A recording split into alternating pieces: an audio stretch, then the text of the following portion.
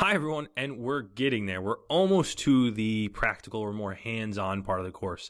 In the next lecture, we're going to look at the inspector, so we will be a little more hands-on. But I wanted to include one more lecture, as this course is intended to help get you thinking about cybersecurity. Some of you may come from an AI, ML, or DS background and build models or work with large amounts of data for these models. And I think this is useful even if you're not working in this domain, even if you're just interested in specifically cybersecurity, keeping this in mind because you may have to work or secure these type of models in the future.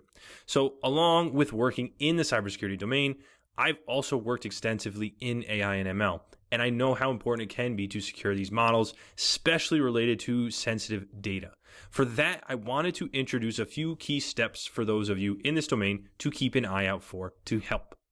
Now, these are some very simple and straightforward recommendations, but if you do deploy a model, you need to keep the following in mind. You should restrict authorization and authentication to help limit access to the model and the data.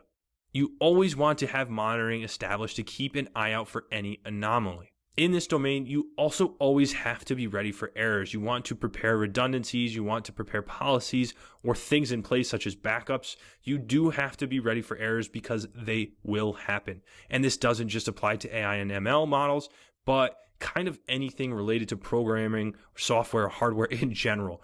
Be ready for errors, know how you want to respond. And lastly, user input. And this is key because you will need to make sure that the user can't inject or carry out cross-site scripting or any other type of exploit within the model. I don't want to give you any hints for our CTF later, but that may be helpful, let's just say. But also as an example, what if the user based on their input can skew the model data, such as machine or model poisoning? You want to monitor user input so an XSS can't be carried out or any type of exploit can't be carried out within that model. So this is something that is definitely key to keep an eye out for. Okay, again, these are only a few key steps. This is intended to help you start thinking within the domain, to help reinforce these principles. I know that I mention this quite often, but I really want to hammer down just to get you thinking about this.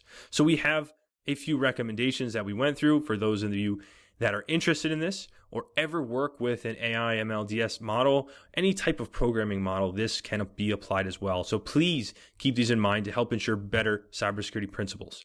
Let's move on to the next lecture. I'll see you guys there.